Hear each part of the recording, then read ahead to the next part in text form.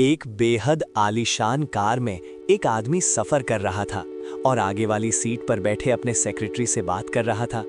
वो कोई और नहीं बल्कि देश की मशहूर नंदा ग्रुप ऑफ कंपनीज के मालिक मिस्टर पीयूष नंदा थे। इस नाम को देश का हर इंसान जानता था। उन्होंने अपने दम पर न सिर्फ इतनी बड़ी कंपनी खड़ी की बल्कि उसे टॉप 10 कंपनियों में भी बनाए रखा था। वो अपने सेक्रेटरी अमित से पूछते हैं, अमित, वो लंदन वाली डील का क्या हुआ? सर, वो डील आरोही मैम देख रही हैं। उन्होंने इस पर काफी मेहनत की है और उसी सिलसिले में वो लंदन भी गई हैं। ये सुनकर पीयूष जी मुस्कुराते हैं। तो फिर डील तो होनी ही है। मेरी बेटी जिस काम को हाथ में लेती है उसे हर हाल में पूरा करके ही रहती है। अच्छा, हमें गर्व होता है ऐसी बेटी पाकर। उसने हमारा नाम इतना ऊंचा किया है जितना लोग पूरी जिंदगी में भी नहीं कर पाते। इतना कहकर वे कुछ सोचते हुए उदास हो जाते हैं। अमित पूछता है, क्या हुआ सर, आप परेशान लग रहे हैं? कुछ नहीं, बस आरोही के बारे में सोच रहा था। उसे पैसों और पावर से बढ़कर कुछ नहीं दिखता।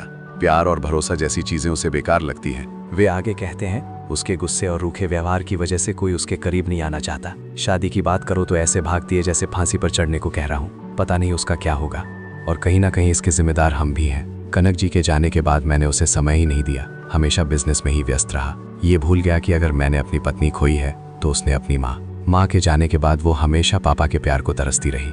शायद इसलिए आज उसे प्यार शब्द ही बेईमानी लगता है। मैं बस भगवान से यही दुआ करता हूँ कि उसे समझ आ जाए कि पैसा और पावर के अलावा भी जिंदगी में बहुत कुछ है। मैं नहीं चाहता कि जो गलती मैंने की वही वो भी करे। अमित दिलासा देता है, सर आप चिंता मत कीजिए, भगवान ने उसके लिए भी कोई ना कोई जरूर भेजा होगा जो उसे बताएगा कि प्यार कितना खूबसूरत एहसास है। क्योंकि पैसे चाहे जितने भी हों, अगर घर लौटकर कोई ये पूछने वाला ना हो कि थक तो नहीं गए, तो उस पैसे का कोई मतलब नहीं रहता। भगवान करे तुम्हारी बात सच हो। और फिर अपनी सोच में डूब जाते हैं।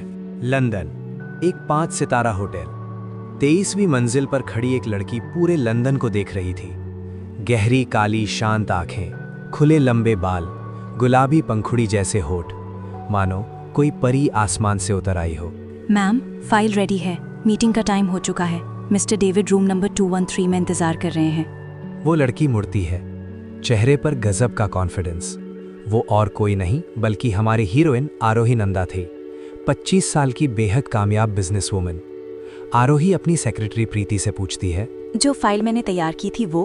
मैम, वो भी रेडी है, लेकिन एक बार फिर सोच लीजिए, क्या ये सही होगा? आरोही ठंडे लहजे में कहती है, हमें इससे कोई फर्क नहीं पड़ता। ये प्रोजेक्ट हमें हर हाल में चाहिए। दोनों रूम नंबर 213 में जाते हैं। आरोही आत्मविश्वास के साथ प्रेजेंटेशन देती है।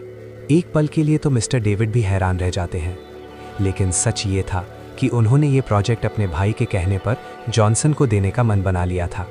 प्रेजेंटेशन के बाद डेविड कहते हैं, मिस आरोही, प्रेजेंटेशन अच्छा था, लेकिन हमें सोचने के लिए थोड़ा समय चाहिए। वे उठने लगते हैं, तभी आरोही मुस्कुराकर कहती है, मिस्टर डेविड, जॉनसन ने आपको इससे ज्यादा ही बताया होगा। डेविड रुक जाते हैं। आरोही उन्हें असली लागत बताती है। 345 करोड़ नहीं, असली कॉस्ट सिर्फ 280 करोड़ है। फिर वो सबूत देती है कि उनके भाई ने भी धोखा दिया है। डेविड टूट जाते हैं और आखिरकार कहते हैं, डील साइन करते हैं। आरोही के चेहरे पर जीत की मुस्कान आ जाती है। राजस्थान, सुबह। एक लड़का जल्दी जल्दी कपड़े पहन रहा था। अरे यार जल्दी कर, वरना ये नौकरी भी हाथ से गई। वो था हमारा हीरो शौर्य शेरगिल। सादा दिल, मासूम मुस्कान और जिंदगी से लड़ने का हौसला। रास्ते में उसे एक बेहोश आदमी मिलता है। वो बिना सोचे समझे उसे अस्पताल ले जाता है। इसी चक्कर में उसका इंटरव्यू छूट जाता है।